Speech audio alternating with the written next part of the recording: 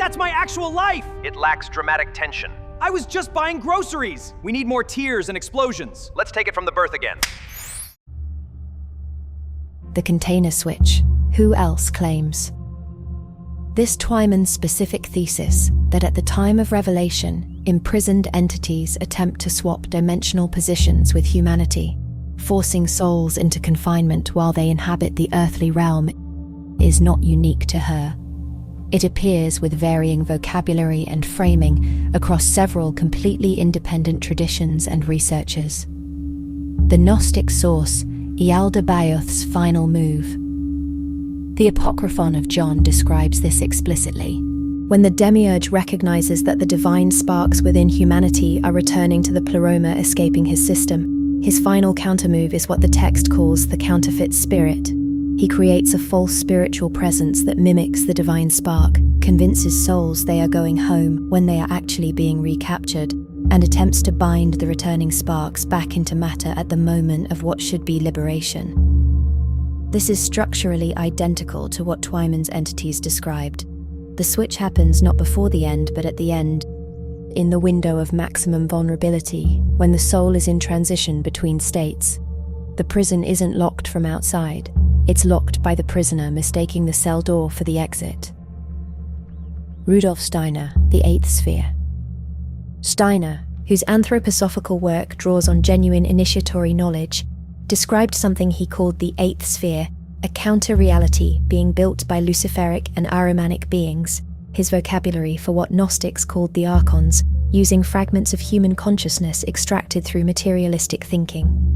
The Eighth Sphere is designed to be a permanent repository for those whose consciousness has been sufficiently densified that they cannot return to the spiritual world at death. It is not hell in the moralistic sense. It is a secondary creation built from stolen divine substance, designed to produce a population of souls permanently available to the beings who built it. Steiner explicitly described this as the endpoint of the materialist program, not an accident, but a deliberate architectural project operating across centuries. John Keel. The ultra-terrestrial trap Keel, whose work Fortean Winds explicitly references through their John Keel methodological principle, described what he called the ultra-terrestrials, beings that have always been here, operating across geological timescales, that interact with humans through what appears to be a kind of spiritual predation. His most disturbing insight was that the religious and supernatural experiences humans have throughout history, angels, demons, gods, aliens, are produced by these beings as control mechanisms, and that the being's ultimate interest is in human consciousness itself as a resource. Keel's term for the deceptive endpoint of this interaction was the superspectrum, a manipulation of human perception of reality so complete that the being can position itself as the divine while extracting the soul's energy. He described NDEs, religious visions, and contact experiences as potentially being staged productions designed to acclimatize the consciousness to a false destination. Wayne McRoy, The Soul Trap Architecture.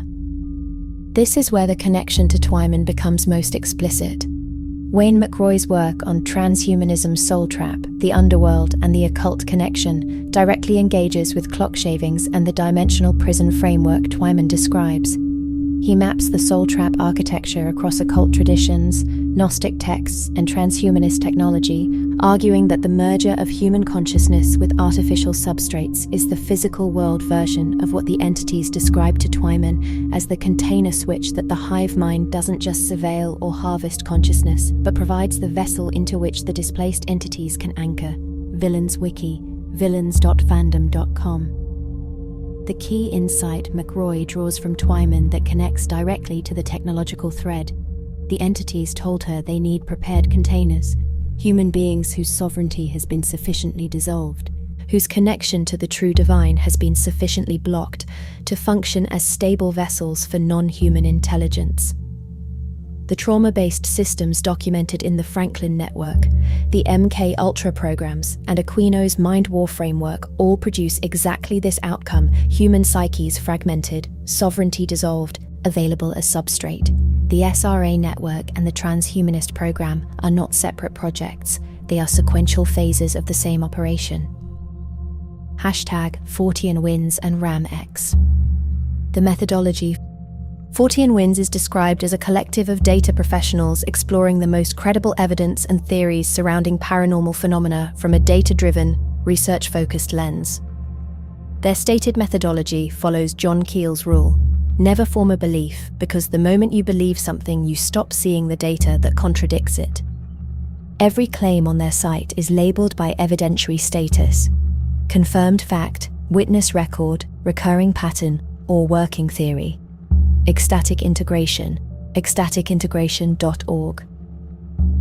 Their analysis of the Epstein network approaches it through the lens of morphic resonance, the idea that repeated patterns strengthen invisible fields, examining how Epstein's systematic documentation practices, photography, video, flight logs, and correspondence, served obvious blackmail functions, but may also have functioned as memory anchors, creating permanent reactivatable records that preserve field connections across time. Their Epstein episode explicitly connects his infrastructure to broader elite corruption networks through the Infrastructure of Corruption framework, examining how money, influence, and power build misinformation machines. Andrews University, digitalcommons.andrews.edu. A recent 40 Winds episode with Ram X explicitly addressed how modern political movements operate less like ideological coalitions and more like perception management systems designed to manufacture consent and shape public reality, concluding, "This is not about left versus right, it's about signal versus noise." Sometimes the most important question isn't whether information is true, it's who benefits from you seeing it. Revelation Logic, revelationlogic.com. That framing is the most honest and disciplined approach to this entire territory. The signal/noise distinction is the critical tool. Hashtag Trump and the blackmail network: what is documented versus alleged. I'll apply the 40 Winds evidentiary labeling system here explicitly because this topic requires it: confirmed fact, documented, and verifiable. The Roy Cohn connection. Roy Cohn was Donald Trump's personal attorney and mentor from the late 1970s until Cohn's death in 1986. Trump has been quoted lamenting, "Where's my Roy Cohn?" when facing political and legal pressure. Cohn was disbarred less than 2 months before his death for professional ethics violations. He died of AIDS while publicly claiming to have liver cancer. TV Tropes, tv2ropes.org. Cohn's FBI files, released in 2019, document his connections to organized crime.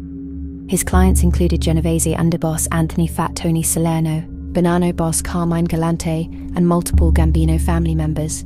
He was a personal friend of J. Edgar Hoover.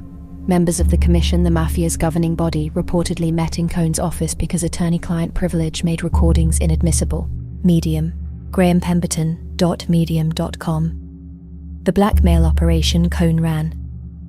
According to John DeCamp, who investigated Franklin, the former head of the Vice Squad for one of America's largest cities told him directly, "Cohn's job say you had an admiral, general, congressman who did not want to go along with the program. Cohn's job was to set them up. Then they would go along. Cohn told me that himself." Walmart. Walmart.com. This is witness record, one source, named as law enforcement, quoted by an investigator. During the McCarthy era, Cohn ran the Lavender Scare, using homosexuality as blackmail leverage against government employees. He simultaneously ran blackmail operations using the same methodology he publicly condemned, according to multiple sources. Substack, frightant.substack.com. The Trump-Epstein documented relationship. Trump and Epstein were photographed together at Mar-a-Lago in 1992 at an exclusive party Trump hosted. The only guest was Epstein, who wasn't a paying member.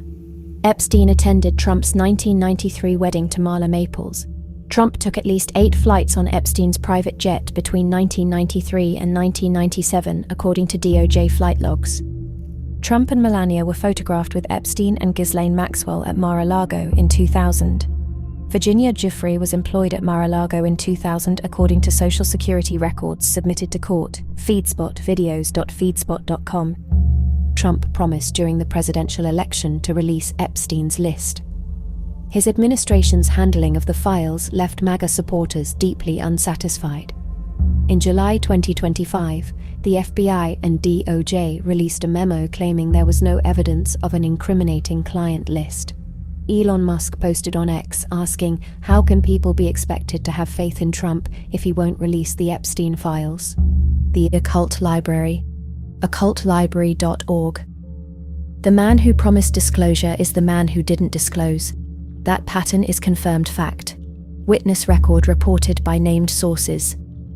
Epstein's own messages and notes, released in document dumps, repeatedly referenced Trump and suggested Epstein believed Trump had spent time at his houses and with certain individuals. The FBI flagged many specific allegations against Trump in raw tip files as unsubstantiated, noting that in many instances no contact was made with individuals who submitted allegations and no contact information was provided. Quora.com. Jane Doe civil complaints. 2 separate anonymous complaints alleging Trump sexually abused a minor in 1994 exist in the court record. Both were filed and later withdrawn. Neither resulted in prosecution. Their existence is confirmed. Their content is alleged. Recurring pattern, multiple independent reports. The structural pattern that connects Trump to the blackmail architecture is not primarily about what Trump did. It's about who trained him and what system he was embedded in. The pattern runs: Cohn, Trump, Epstein, Maxwell, the island. Cohn was the architect of the blackmail methodology. He trained Trump in it. Epstein ran the operational version of it at a scale and sophistication that dwarfed anything Cohn did publicly. Trump's relationship with Epstein ran directly through Mar-a-Lago, the same property where Jeffrey was employed.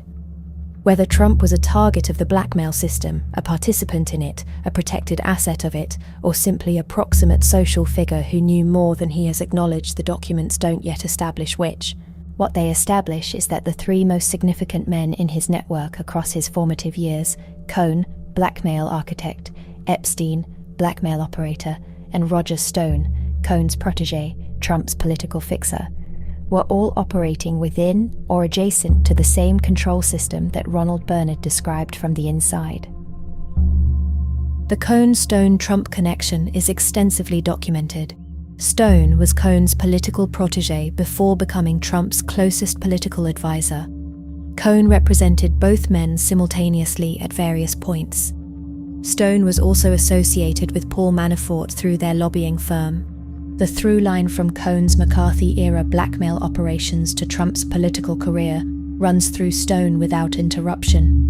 ResearchGate, researchgate.net, examining_YouTube's_rabbit_hole_of_radicalization. Working Theory, RAM-X and Fortean Winds Framework. The Fortean Winds/RAMX framework, as described in their episode framing, doesn't claim Trump is a Luciferian initiate or a conscious occult operator. Their working theory is more disturbing in its mundanity. Modern political movements function as perception management systems, and the figures at their center don't need to be ideologically committed to the agenda they're serving. They need only to be sufficiently compromised to be reliably steerable. The blackmail architecture Ronald Bernard described doesn't require its subjects to be Luciferians. It requires them to have done something they cannot afford to have revealed. The system then steers them through leverage rather than belief. This is why it doesn't matter whether Trump, Clinton, or any other figure consciously served the agenda. If they were in the network had leverage on them, and the lever could be applied when needed. The signal that something more than casual social proximity is happening. Trump promised Epstein disclosure as a political weapon against his opponents, won the presidency, took office, and then the disclosures were heavily redacted. The list disappeared, and his own DOJ issued a memo saying no client list existed, followed by Musk, his own most important ally, publicly demanding to know why the files weren't released. The man who promised to expose the system protecting the powerful is now being questioned by his own allies for protecting the system that protected the powerful. That's not a working theory. That's a confirmed pattern. The synthesis, where Twyman's container switch meets the blackmail architecture. Here is where all the threads converge into the darkest and most coherent picture. Twyman's entities told her the container switch requires prepared vessels. human beings whose sovereignty has been dissolved, whose connection to source has been blocked, whose psyche has been sufficiently fragmented. They told her the secret society hierarchy exists to produce these vessels systematically. The trauma-based mind control documented in MK Ultra, operationalized by Aquino's mind war methodology, deployed through the institutional networks that Franklin and Epstein describe, produces exactly those vessels, not incidentally, structurally. The blackmail architecture doesn't just control powerful people, it selects for a specific type of powerful person, one who has compromised themselves so thoroughly that they are permanently available for leverage. The network then elevates these people into positions of maximum institutional power. The result, over time, is an institutional structure disproportionately populated by people who are both powerful and permanently compromised. This is the Archonic management system at its most operational, not supernatural, not metaphysical, engineering. The Fortean Winds methodology applied to this picture produces a clear conclusion. Whether or not any individual figure is a conscious Luciferian, whether or not the entities Twyman contacted are literally real, the functional outcome of the blackmail architecture is identical to what the Gnostic texts, Twyman's sessions, McRoy's research, and Steiner's Eighth Sphere all describe a system that systematically harvests human sovereignty and produces souls available for permanent incorporation into something other than themselves. The signal is real. The noise is the left-right framing, the partisan deployment of the Epstein files, the selective disclosure and selective outrage that ensures the architecture itself is never directly examined. Who benefits from you seeing it as a Democrat problem or a Republican problem rather than as a structural problem that predates and transcends both? That question is the signal. Everything else is noise. Walter Bosley, NYMZA, and the Soul: A Deep Dive.